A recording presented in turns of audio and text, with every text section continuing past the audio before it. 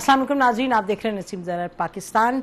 बात होगी इंडिया पाकिस्तान के ताल्लुकात की, अस्करी सतह पर, और जो 4 दिन की जंग हुई जो पाकिस्तान ने जीती, उसके बाद पाकिस्तान क्या तवक्को रखे, गिवन द फैक्ट के हिंदुस्तान में एक डेस्परेशन है कि जो हारे वो जंग उसको अब दुनिया को ये बताएं, बावर करवाए घर में और बाहर कि हम जीते हैं। लेकिन साथ साथ एक फ्रस्ट्रेशन भी है क्योंकि हकीकत से तो वाकिफ़ हैं, उस फ्रस्ट्रेशन के नतीजे में क्या होगा उस पर भी बात करेंगे। और फिर नाज़रीन हम बात करेंगे कि पाकिस्तान ने जो भेजी हैं डेलीगेशंस बाहर ग्लोबली के डिप्लोमेटिक लेवल पर मैसेज दें, क्या मैसेज देंगे उस पर भी बात करेंगे। शुरू करते हैं हम नाज़रीन जो इंडिया से मुतवक्के है after the war that we won. हमारे साथ इस वक्त मौजूद हैं लेफ्टिनेंट मोहम्मद सईद साहब, फॉर्मर CGS हैं। Welcome to the program general साहब, बहुत शुक्रिया टाइम निकालने का। तो इससे पहले हम ज़रा इंडिया की तरफ चलें। पाकिस्तान के अंदर जो एक डेवलपमेंट हुई और लोगों ने इस पर बहुत बात की, तो who is better than you to tell us a little bit more about it. एक तो लोग कहते हैं जी जनरल आसिम मुनीर साहब जो फील्ड मार्शल बने वो हम सुनते हैं, वो कहते हैं जी अब वो सारी उम्र यूनिफॉर्म पहनेंगे। ज़रा प्लीज़ एक्सप्लेन करें, व्हाट डज दिस मीन? बिस्मिल्लाहिर्रहमानिर्रहीम, अस्सलाम वालेकुम, आपके व्यूज़ को भी अस्सलाम वालेकुम। Thank you very much for your time. अच्छा, ये फील्ड मार्शल का जो रैंक है ये एक ऑनररी रैंक है, एजाज़ी रैंक है, और ये कोई ऐसी चीज़ नहीं है कि जो 4 दिन पहले पाकिस्तान में हुई और दुनिया में कहीं नहीं हुई।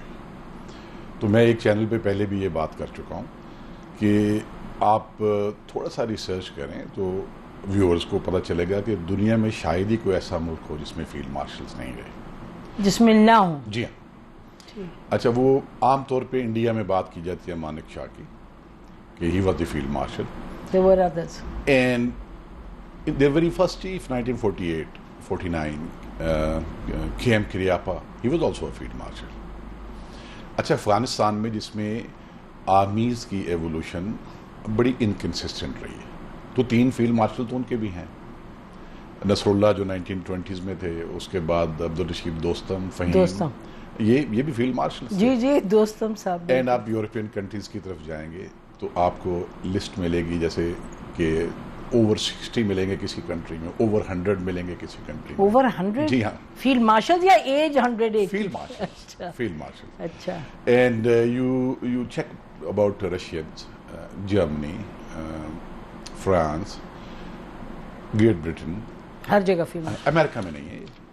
दे हैव अ डिफरेंट अरेंजमेंट, वो एक उनका अपना 5 स्टार का एक अपना अरेंजमेंट है। तो इसमें आप देखेंगे फर्स्ट वर्ल्ड वॉर में और सेकेंड वर्ल्ड वॉर में जिनकी भी एक्सेप्शनल परफॉर्मेंस थी, आउटस्टैंडिंग परफॉर्मेंस थी, पर्सनल ब्रेवरी के बहुत डिसीजंस ऐसे थे जो जिसमें रिफ्लेक्शन थी एक पर्सनल कमिटमेंट और ब्रेवरी की, तो वहाँ ये एजाज़ी रैंक लिया। तो देखिए अब जो हम देखते हैं जनरल आसिम मुनीर को जो मिला एजाज़ी रैंक, आई मीन अगर हम कैंडिडली बात करें तो लोग कहते हैं जी क्या वही उनका काम था, उन्होंने उसमें अच्छी परफॉर्मेंस दी है। लेकिन ये ज़रूर है कि जो लेवल ऑफ कमांड है और जो एक कॉन्फिडेंस था और जो एक डिसीजन मेकिंग थी, ये तो क्लियर है कि पाकिस्तान पर हमेशा इतने प्रेशर पड़ते हैं। और बड़ी माजरत के साथ चीफ तो वो रह चुके हैं, पाकिस्तान आर्मी हमारी आर्मी है, लेकिन जनरल बाजवा साहब ने तो वो तो उनकी तो सोच रहा मुख्तलिफ थी कि भाई हम ये नहीं कर सकते, पेट्रोल नहीं है जहाज़ में, ये नहीं है वो नहीं है। बट इन सब मामलात के बावजूद to take a decision like this, I think ये एक्सेप्शनल था जो जनरल आसिम मुनीर ने किया। देखिए, जो चीज़ें एक्स चीफ्स के बारे में कोट होती हैं वो एक कॉन्टेक्स्ट में बातचीत हुई होती है। जी, आई वाज प्रेजेंट। ठीक है, अब ये देखें ना, ये कोई लैंड फोर्सेस की फुल ब्लोन कन्वेंशनल कॉन्फ्लिक्ट नहीं वॉर थी। ठीक है, तो कुछ चीज़ें ऐसी हैं जो कि फॉर्मर चीफ्स बात करते रहे, वो एक full blown all guns blazing military conflict conventional domain के अंदर, which they should not talk about in public anyway. जी हाँ, वो अब देखें ना, ये वो तो नहीं थी, ये तो एक क्लासिक एग्जांपल थी नॉन कॉन्टैक्ट वॉरफेयर। इसमें niche capabilities on both sides were on display. बिल्कुल, तो ये दोनों पैराडाइम जो है ना वो दोनों डिफरेंट है। Is this the first kind of war of its kind, अगर आप कहें कि मॉडर्न वॉरफेयर में? No, it's not the first kind. इसकी अगर आप जेनेसिस पे जाएं तो इसकी जो फर्स्ट डेमोन्स्ट्रेशन थी, I think that was the first gulf war. अच्छा, जिसमें ग्राउंड फोर्सेस ने ऑपरेट तो किया, लेकिन ग्राउंड फोर्सेस अनहिंडर्ड प्रोग्रेस करें उसके लिए एयर ने बहुत, जी हाँ, जी हाँ। अच्छा, उसके बाद जो अभी रिसेंट पास में अगर आप देखें तो इनका जो डिप्लॉयमेंट है नीश कैपेबिलिटीज को, वो अजरबैजान आर्मीनिया की कॉन्फ्लिक्ट में आपको भरपूर तरीके से नजर आती है। इसी तरह भरपूर तरीके से आपको यूक्रेन और रशिया में नजर आती है, एंड जो गजा में जैसा टाइम पीरियड जो है, the limited time period in which such an intense engagement took place air के लेवल पे, तो ये उस तरीके से ये यूनिक है, द लिमिटेड टाइम। ये जो अभी इवॉल्व हो रही है non contact warfare, non contact warfare, इसमें मींस के लैंड फोर्सेस को मोबिलाइज नहीं किया गया, and you are maintaining a stand off और एक दूसरे को हिट कर रहे हैं, तो स्टैंड ऑफ से इसमें एयर का तो एक बड़ा इंपॉर्टेंट रोल, क्रिटिकल रोल है। लेकिन बहुत सारे और भी एलिमेंट्स हैं जिनका रोल है, मिसाइल्स का रोल है, ड्रोन्स का रोल है, लॉइटरिंग म्यूनिशंस का रोल है, तो वो तो हर जगह पे वो नजर आ रहा है। अभी इशू ये है कि ये जो डिमॉन्स्ट्रेशन हुआ, एक जो दुनिया जिसको अभी स्टडी कर रही है, and there were some of us जिन्होंने 10th की मॉर्निंग को कह दिया था कि it is going to jolt in a big way defence industry को भी, पूरी आर्मीज की डेवलपमेंटल स्ट्रेटजी को भी, जियोपॉलिटिक्स को, कटिंग एज पे रहा है पाकिस्तान, ट्रूली कटिंग एज पे। जी हाँ, तो वो तो भी सब होता नजर आ रहा है, और इससे बड़े बड़े लेसन्स ड्रॉ होंगे, बड़ी बड़ी डिफेंस डील्स जो हैं वो दिल फॉल थ्रू। जी हाँ, पर दे में कम टू पाकिस्तान के में साइबर वॉर का जरा समझाओ क्या किया तुमने। जी हाँ, बिकॉज वो भी तो होम ग्रोन अमेजिंग था। जी हाँ। अच्छा, इसमें देखें वर्ल्ड ओवर आर्म फोर्सेस में जब भी कॉन्फ्लिक्ट होती है सब स्टडी करते हैं उसको, लेसन्स ड्रॉ करते हैं, इंस्पिरेशंस भी ड्रॉ करते हैं।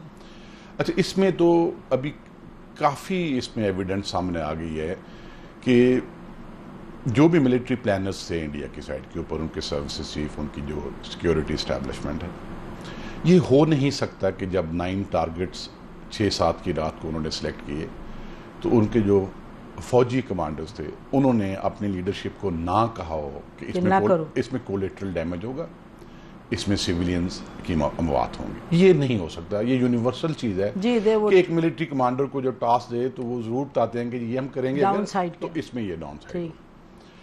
लेकिन ये जो 4 लोग हैं इंडिया के अंदर, अमित शाह, उन्होंने जरूर इजराइल से ये इंस्पिरेशन ड्रॉ की होगी कि भाई वो 52,000 लोगों को, बच्चों और औरतों को मार के तो दंदनाते फिर रहे हैं इंटरनेशनल सिस्टम में, तो हमारी भी तो रेलेवेंस बहुत है, हमसे अगर 50-100 मारेंगे तो क्या होगा, ये जरूर उन्होंने कहा होगा। हाँ, उन्होंने न्यूक्लियर नहीं देखा, आर्मी नहीं देखी, यहाँ का रिजॉल्व और ये भी नहीं देखा कि इधर पाकिस्तान क्या डेवलपमेंट हो रही है पिछले 10 साल से, इन्होंने क्या कैपेबिलिटीज इवॉल्व की हुई हैं, एंड हमने अगर राफेल ले लिया है या हम 90s से ड्रोन ले रहे हैं इजराइल से, तो पाकिस्तान ने भी तो कुछ किया होगा, कुछ लिया भी और कुछ अंदर भी किया ना जन साहब। जो पीएफ की जो अंदर उनकी डेवलपमेंट है, जो टेक वॉर की और साइबर की, वो दिस इज एक्सेप्शनल। पाकिस्तान को छोड़ दें, यहाँ क्या दुनिया में अगर हम कुछ साजो सामान खरीदते हैं चाइना से, तो उसका किसी को पता नहीं चला होगा।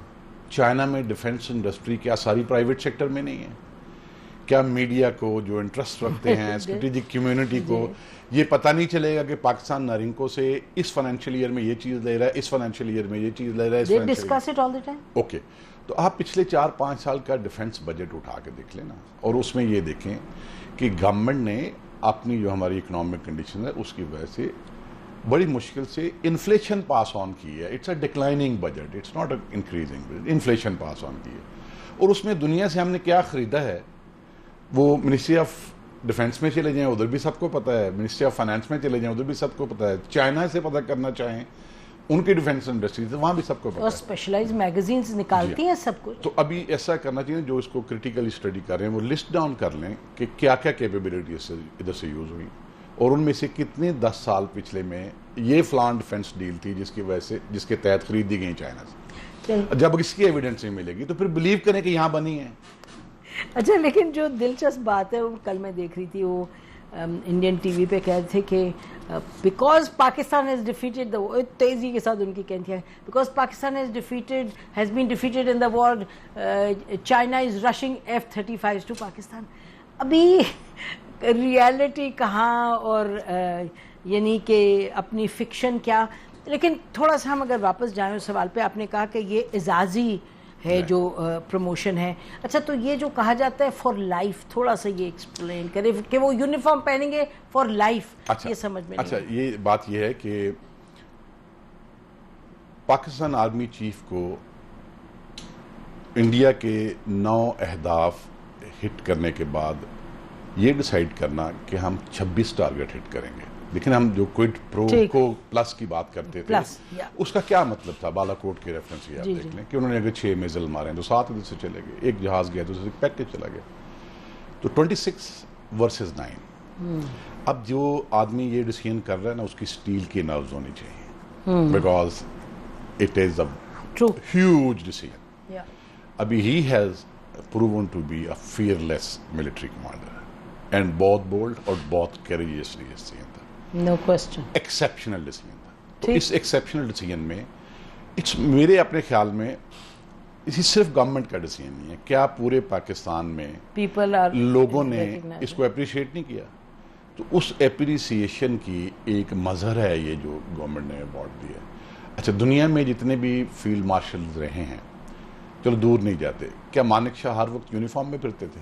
Not really. I met Manik Shah couple of times. तो मानिक शाह लास्ट भी उनकी अपीयरेंस थी तो क्या था, उन्होंने कुछ मेडल लगाए हुए थे सूट के ऊपर। तो एक तो इनका बैटन होता है, they can carry it all along, all their lives, it's a great honour.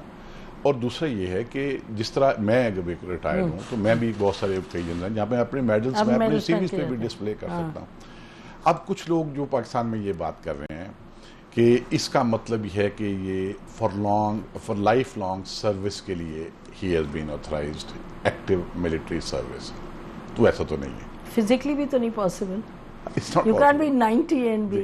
ठीक है, तो इस पे मजीद बहस करने से बेहतर है कि मैं जो इसमें दिलचस्पी रखते हैं वो थोड़ा पढ़ लें इसके बारे में। अच्छा, बस ये मैं दिलचस्पी जरूर रखती हूँ और आई एम श्योर लोग भी चाहते होंगे कि इससे जो हमारी आर्म्ड फोर्सेस हैं उनकी कमांड पर क्या असर होता है, ये एक्सप्लेन कर दीजिएगा। देखिए ना जी, कमांड पे आपकी कॉन्स्टिट्यूशन के मुताबिक government is the authority to appoint services chief. ठीक है, अभी दुनिया में अगर आप मॉडल्स देखें तो आपको सर्विसेज चीफ 2 स्टार भी मिलेंगे, 3 स्टार भी मिलेंगे, 4 स्टार भी मिलेंगे।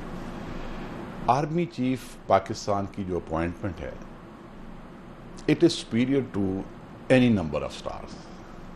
ठीक, तो वो अपॉइंटमेंट जैसी इस अवार्ड से पहले थी, वो आज भी उस अवार्ड के बाद भी वैसी की वैसी वही है, उसको कोई फर्क नहीं पड़ा। ठीक है, ये एक अच्छा नहीं, मैं सवाल कर लूँ देन वील मूव ऑन, क्योंकि ये कहा जाता है कि जी अब ये 5 स्टार इनके पास हो गए हैं, so he will be in any case I think practically तो army chief is the one who is first among the equals, because forces का हमारा स्ट्रक्चर ऐसा है। तो वो कहते हैं कि नहीं जी, अब आर्मी चीफ कोई वाइस चीफ को अपॉइंट करेंगे क्योंकि ये फील्ड मार्शल हो गए हैं तो इनकी रिस्पॉन्सिबिलिटी बढ़ गई है। तो ये एक्सप्लेन कर दीजिएगा कि is there any merit in this? मुझे इसके बारे में इल्म नहीं है कि कोई ऐसी बात हो रही है कहीं नहीं, लोग कर रहे हैं, मैंने तो नहीं कहा कि अंदर से नहीं, मैं लोग जो ये कर रहे हैं। देखिए, जो हमारी आर्म्ड फोर्सेस का एक हायरार्किकल स्ट्रक्चर है, ठीक, उसके अंदर सर्विसेज चीफ हैं और सर्विसेज चीफ में सिनर्जी जॉइंटनेस क्रिएट करने के लिए आर्मी जीएस हेडक्वार्टर है, ठीक है, एंड एक चेयरमैन जॉइंट स्टाफ कमेटी। ये जो एजाज दिया गया है जनरल आसिम मुनीर को, it in no ways undermines the chairman joint chief of army. ठीक, एंड चूंकि माजी में पाकिस्तान में ये एक्सपीरियंस रहा वाइस चीफ वाला, तो शायद उसको रेफर करके लोग कह रहे हो जो कि प्रेसिडेंट भी थे, बट वो एक और सेट ऑफ सर्कमस्टांसेस में था, एक और सेट ऑफ कंडीशंस। उन्होंने पूरी पॉलिटिकल पार्ट पूरी ली हुई थी, व्हिच वर वेल नोन कि वो तीनों जो हमारे एक्सपीरियंसेस हैं पाकिस्तान के, उसमें was then the chief who also held the appointment of president was available to the army 24/7 in GHQ? No. And hence an arrangement where somebody vice chief. ये तो जरूरत ऐसी नजर आती है। हाँ, ये तो आर्मी हाउस में जी ठीक है। मैं कहूँगा अभी आगे की बात करते हैं। जी, और आपने कहा कि एजाजी है, इससे ये कोई नहीं कि कोई एमोल्यूमेंट्स बढ़ते हैं, it's the same as it was before. Have I got it right जी? जी के इजाज़ी हैं आपने कहा कोई? इट्स ऑनर ऑनर conferred जरूरी है by the people and the government बिल्कुल as it happened बिल्कुल hundreds of time in the world. ठीक है, ओके। अच्छा आप ये बताइएगा, अच्छा ब्रेक ले लेते हैं, प्रोड्यूसर कह रहे हैं ब्रेक ले लें। नाज़रीन ब्रेक लेते हैं, ब्रेक के बाद वापस आते हैं, फिर बात करेंगे, will focus on the India policy. Stay with us. Welcome back नाज़रीन, हमारे साथ former CGS general Mohammad Saeed sahab हैं। जनरल साहब ये बताइएगा, इंडिया की पॉलिसी ये तो क्लियर लग रहा है कि वो फ़िलहाल कोई जंग वंग तो नहीं, बट डिस्टेबलाइजेशन, सबवर्जन वगैरह, सैबोटाज, और बलूचिस्तान में उनकी जो एक बहुत एक्टिव हैं, तो पाकिस्तान उसके साथ डील कैसे करेगा, चाहे TTP है चाहे BLA है? अच्छा, ये इस वक्त सबसे बड़ा चैलेंज ये है। देखिए 10 तारीख की शाम से लेकर पाकिस्तान में कुछ लोगों की राय ये रही थी कि जो कुछ बातचीत इंडिया से हम सुन रहे हैं वो कुछ ना कुछ ज़रूर करेंगे, जो अपनी उनको एक हजीमत उठाना पड़ी है, इसको अनडू करने के लिए एक और मिलिट्री कॉन्फ्लिक्ट की तरफ वो जाएंगे। तो कुछ लोगों का ओपिनियन ये था, मैं भी इनमें शामिल था, कि ये अभी उतनी बड़ी मिलिट्री कॉन्फ्लिक्ट के लिए उनको स्पेस अवेलेबल नहीं है। अंदर कैपेसिटी के इशू हैं आर्म फोर्सेज में, और इंटरनेशनली स्पेस अवेलेबल नहीं है। और इंटरनेशनल सिस्टम में एक मोमेंटम प्रेसिडेंट ट्रंप ने एक क्रिएट कर दिया है, काउंटर टू अ वॉर। तो रहना तो इसी दुनिया में है, उसके अगेंस्ट जाना इंडिया के पार पोटेंशियल के बावजूद बहुत मुश्किल है। अब वो क्या करेंगे, वो बहुत इंटेंसिटी के साथ, पहले से बहुत ज़्यादा रिसोर्सेज के साथ उन टेररिस्ट ऑर्गेनाइजेशन के साथ एंगेज करेंगे, उनको एनर्जाइज करेंगे, उनको इंसेंटिवाइज करेंगे कि पाकिस्तान को इंटरनली डिस्टेबलाइज करें। ये जो इंसिडेंट हुआ खुजदार में, कोई ना कोई उधर रॉ की तरफ से एक इंसान जिसका जहन कहीं मेरा ख्याल है केव एज के अंदर ही रहता था अभी तक, अजय डोवाल उसने जरूर ये सोचा होगा कि पाकिस्तान में सेलिब्रेशंस का एक इतना मोमेंटम बन गया है और हमारी तरफ इंटरनल बैशिंग का इतना मोमेंटम बन गया है, तो पाकिस्तान की ये सेलिब्रेशंस को थोड़ा सा इसको चेक करें, इसको चेक करें, एंड खुशी को जरा सोग में तो बदलें, एंड बच्चों को टारगेट किया। मिलिट्री कॉन्फ्लिक्ट्स में और राइवलरीज में भी नॉर्म्स हैं और रेड लाइंस नहीं हैं इंटरनेशनल सिस्टम में, तो ये तो भी वो सारी की सारी वो ब्लर करते हैं, बच्चों को टारगेट करते हैं। अच्छा, फिर ये देखें कि BLA तो एक टेररिस्ट ऑर्गेनाइजेशन है डिक्लेयर्ड। BLA को उस खुजदार इंसिडेंट के बाद ख़ास तौर पे दुनिया का कौन सा मुल्क है जिसने एक प्लेटफॉर्म ऑफर किया, 1 2 4 लोगों को नहीं, ओवर अ डजन के आए और बात करें। All Indian channels, all Indian Jaffar Express के बाद जाफर एक्सप्रेस के बाद भी किया। अच्छा, अभी ये जो BLA और TTP का इशू है, इसमें कुछ चीज़ें तो इंटरनली करने वाली हैं जो हो रही हैं, लेकिन उसको फास्ट ट्रैक करना चाहिए, वो मैं लिस्ट डाउन जरूर करना चाहूँगा आपके प्रोग्राम में, एक मशवरे के तौर पर। इसका जो लॉन्ग टर्म सोल्यूशन है वो है तेहरान, काबुल और बीजिंग। Tehran, Kabul, Beijing. देखिए, we are moving on all those three fronts. हम अपने एक्सपीरियंसेस में एक चीज़ सीखी। देखिए, ये किसी से डकी छुपी बात नहीं है कि तेहरान वालों के कुछ तहफ़्फ़ुज़ात हैं हमारी तरफ और हमारे कुछ तहफ़्फ़ुज़ात हैं उनकी तरफ, और हमारे लोगों ने उनके साथ बहुत ज़्यादा इंटेलिजेंस शेयर की है और ओपन सोर्सेज में की है कि बहुत कौन में भी है ये ओपन सोर्सेज में कि कौन कौन से BLA के लीडर हैं।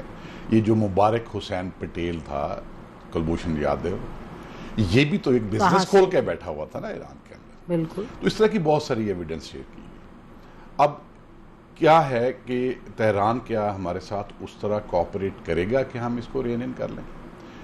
TTP कहाँ है? अगर नहीं मानते काबुल में बैठे हुए इस वक्त लोग, तो उसके ऊपर UN ने एक पोजीशन ली है, दुनिया के हर मीडिया हाउस ने एक पोजीशन ली है, दुनिया में एक जो अपनी स्ट्रेटेजिक कम्युनिटी के सेंटर्स हैं सब ने एक पोजीशन ली है ऑन BLA ना, on TTP and BLA, reports after report. तो पाकिस्तान की, अगर आप पाकिस्तान की बातचीत को एक्विजिशन समझते हैं, उसको साइड पर रखें, इंटरनेशनल कम्युनिटी क्या कह रही है, TTP भी सारी उधर। अभी बात यह है कि let's say Chinese consulate general पे जो 2017 में कराची में अटैक BLA ने किया था और ओन किया था, और उसके बाद असलम बच्चों को रॉ वालों ने निकाला और अफगानिस्तान में ला के डंप कर दिया। आज गूगल करके देखें, आपको मिल जाएगा लिखा हुआ कई जगहों से कि वो कितना वो क्रिटिसाइज हुआ था डिसीजन उनका, बिकॉज एकदम घबरा गए थे वो। अगर वही कॉन्सुलेट जनरल लेट से किसी वेस्टर्न पार्क का होता, फॉर एग्जांपल यूएस का होता, एंड जब टीटीपी ने, जब बीएलए ने वो ओन भी कर लिया और बीएलए के लीडर कितने दिल्ली में बैठे हैं ये भी पता होता, तो यूएस ने किस इंटेंसिटी के साथ एंगेज करना था दिल्ली के साथ? Of course. क्या चाइना ने उसी इंटेंसिटी के साथ एंगेज नेचुरल। ओके। तेहरान में एवरीवन नोज के $460 बिलियन प्लस के प्रोजेक्ट्स लाइंड अप हैं, इन्वेस्टमेंट लाइंड अप है between China and huge leverage. तो सीपेक को भी अगर बीएलए हर्ट कर रही है, पाकिस्तान को भी हर्ट कर रही है, मासूम शहरियों से लेके प्रोजेक्ट से हर चीज तक, तो इट्स अ टाइम कि चाइना में भी एक रीथिंक होना चाहिए कि उनकी लाइंस ऑफ एंगेजमेंट तेहरान के साथ वर्सेस बीएलए क्या होनी चाहिए आगे चल के। इसी तरह उनकी लेवरेज काबुल में भी ग्रो कर रही है। But they have helped us greatly in terms of Kabul. देखिए ना, अभी जो वो हुआ है फॉरेन मिनिस्टर्स कॉन्फ्रेंस ट्राइलैटरल, जहाँ डार साहब गए हैं, मतलब काबुल के साथ चाइना के थ्रू तो हमारे अच्छा, इसमें भी बहुत अच्छी बातचीत की जा रही है, बहुत टाइमली उनकी तरफ से जेस्चर है, बहुत इंपॉर्टेंट, बहुत अच्छा है। लेकिन चाइना के साथ हमने और अफगानियों ने बैठ के ये पहली दफा बात नहीं की। सही बात है, बहुत बीन ऑनगोइंग, सही बात है, दैट्स ट्रू, बहुत दफा हुई। बिल्कुल। चाहिए ये कि पाकिस्तान की arm forces, civil arm forces, intelligence agencies, जो कोई इधर आता है बॉर्डर्स क्रॉस करके उसके साथ डील करते रहेंगे। खुजदार का जो मुर्तज़ा बलोच था, देव टारगेटेड है, जो बस वाला था कमांडर, वो करते रहेंगे, फुट स्लॉगर्स को हैंडल करते रहेंगे। उनके एनेबलर्स और उनकी लीडरशिप जहाँ बैठी हुई है, वहाँ चूंकि चाइना को स्पेस ज़्यादा अवेलेबल है, तो वहाँ चाइना को ज़्यादा इफेक्टिवली, बिल्कुल ठीक बात है, ये एक तो सोल्यूशन जी। जैन साहब, उसमें sorry, I mean I think के कोई डाउट तो नहीं है कि China would not go as far as security requires, क्योंकि उनकी भी सिक्योरिटी, जैसे आपने फरमाया, सीपेक भी है और उनका जो अफगानिस्तान के साथ इन्वेस्टमेंट है, so this triangle China also wants. China को पाकिस्तान को जो ट्रस्ट लेवल है वो तो आंखें बंद करके ट्रस्ट किया जा सकता है कि वो they would be standing with us जी। जो मैं पॉइंट हाईलाइट करना चाह रहा हूँ वो ये है कि जो उनकी एक स्टेचर है अभी दुनिया के अंदर, दे नीड टू, तो उनको उस स्टेचर को इस्तेमाल करके जो लोग भी काबुल में या तेहरान में इनको वो स्पेस प्रोवाइड कर रहे हैं बाय डिफॉल्ट या बाय डिजाइन, उनके साथ किसी और तरीके से एंगेज करना चाहिए।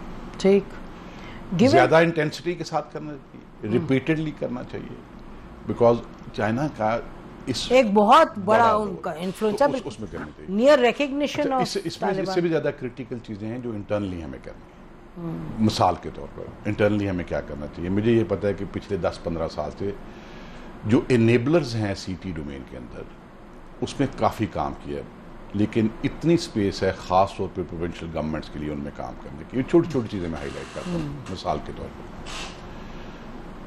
सबसे बड़ा मसला तो आइडेंटिफिकेशन ऑफ फ्रेंड एंड फो है इस तरह की कॉन्फ्लिक्ट में। वो सारी दुनिया में ही रहा है, हमें भी है। आज लोग बात करते हैं कि जी अफगानिस्तान के ऊपर आपने बॉर्डर पे इतनी बड़ी फेंस लगा ली, तो फिर क्यों लोग आते हैं उधर से? तो हम सबको ये समझना चाहिए, मिसाल के तौर पे जो मेक्सिको का बॉर्डर है 450 किलोमीटर जी। प्रेसिडेंट ट्रंप ने अपनी पहली टर्म में सुबह शाम उस पर फोकस रखा है, कितनी बड़ी इन्वेस्टमेंट की है, क्या क्या कैपेबिलिटीज टेक्नोलॉजीज लगाई, किस किस्म की वॉल्स बनाई, वो पॉसिबल तो नहीं, तो रुक गई है वहां से मूवमेंट। अब आप किस बॉर्डर की बात कर रहे हैं जो 2860 किलोमीटर है अफगानिस्तान के साथ, और 909 किलोमीटर है ईरान के साथ, प्राइम डेजर्ट से लेके 19,000 फुट तक पहाड़ियां हैं। अभी इसमें जब आपने फेंस लगा ली है तो फेंस को सिर्फ इस तरह ना देखें कि उधर से इन्फिल्ट्रेशन नहीं होगी, इसको जूम आउट करके भी देखें। मिसाल के तौर पे आप पूरे अफगान बॉर्डर के साथ चलें तो जो लोग भी 40, 50, 60 साल की एज के, मैंने अफगान बॉर्डर पे रह के सर्व किया। अच्छा, मैं 2005-6 में मैंने ये एक्सपीरियंस किया कि हमारे लोग भी सुबह उठते थे, अपने जानवर लेकर उधर चले जाते थे, उधर से भी आते थे जी। हम गए उधर बाढ़ पे भी बहुत, ठीक है, तो उनको कभी ये एहसास ही नहीं हुआ, क्योंकि एक तो काबुल ने हमेशा ये पोजीशन रखी कि हम इसको बॉर्डर नहीं मानते, जी जी। एंड दूसरा वहाँ लोकल फैमिलीज जो थी वहाँ तो रोज वो अखबार नहीं पढ़ते थे, जी जी जी। लेकिन उनको पता ही नहीं था कि पाकिस्तान और अफगानिस्तान अलग कैसे हैं। अच्छा, अब ये पक्तिका, गजनी, कंधार तक, ऊपर नूरस्तान, कुनर तक चले सब उधर से। आज जो बच्चा 8-10 साल का है, अब जब ये आगे बढ़ेगा तो वो हर रोज ये देखेगा कि यहां से पाकिस्तान शुरू हो जाता है, इससे आगे मैंने नहीं जाना। एंड 30-40 साल गुजरने दें, लरोबर या जो भी नारा उधर से लगता रहे, ये सारी पॉपुलेशन में एक सोच तब्दील होगी, इंशाअल्लाह एक आइडेंटिफिकेशन आएगी कि इससे आगे हमारा मुल्क नहीं। ठीक है। और सोल्यूशन तो यही है कि पाकिस्तान और अफगानिस्तान में ऐसे ही रहना जैसे दो हमसाए एक इंटरनेशनल सिस्टम के अंदर रहते हैं। बेशक, तो ये उसमें हेल्प करेगी। जी जी। इंटरनली फॉरन क्या करना चाहिए? एक बहुत बड़ा एनेबलर है आपके पास, अगर रियासत के पास पूरी कम्युनिकेशन आर्टरीज जो मेजर हैं उसके ऊपर आपका कंट्रोल और विजिबिलिटी आ जाए तो ये सिटी में बहुत बड़ी हेल्प होती है। अब इसके लिए करना क्या चाहिए? जरा मेरे प्रोड्यूसर कह रहे हैं ब्रेक लें, वो तो मुझे कह रहे हैं जी ब्रेक लेते हैं, ब्रेक के बाद वापस आते हैं। Stay with us. Welcome back नाजरीन। इंडिया अब कौन सा फ्रंट खोल रहा है जो कि सबवर्जन का, सैबोटाज का फ्रंट है, और उसके साथ कैसे टैकल करें? अभी बात की है जन साहब ने जो कि खित्ते में जिस तरीके से हमें आगे बढ़ना चाहिए, but within the country. जी जन साहब। तो मैं बात कर रहा था कि जितनी भी हमारी मोटरवेज हैं उस पर इन्वेस्टमेंट हो रही है और वो स्मार्ट मोटरवेज में कन्वर्ट हो रही है। तो हमारी सारी नेशनल हाईवेज भी, सारी मेजर आर्टरीज जो है, उन सबको अगले 2 से 3 साल के अंदर हमें एक नेशनल डेटाबेस के साथ लिंक कर देना चाहिए। और प्रोविंशियल गवर्नमेंट्स को इन्वेस्ट करना चाहिए 2 चीज़ों में। एक तो डिजिटली इनेबल्ड 100% नंबर प्लेट सब गाड़ियों पे होनी चाहिए, और जितनी भी खास तौर पे केपी और बलूचिस्तान में नॉन कस्टम पेड गाड़ियां, देखिए टेररिस्ट इवेंट्स में जो गाड़ियां इस्तेमाल होती हैं वो कौन सी हैं, उन सब का फौरन 6 महीने से 1 साल में एक सोल्यूशन निकल आना चाहिए।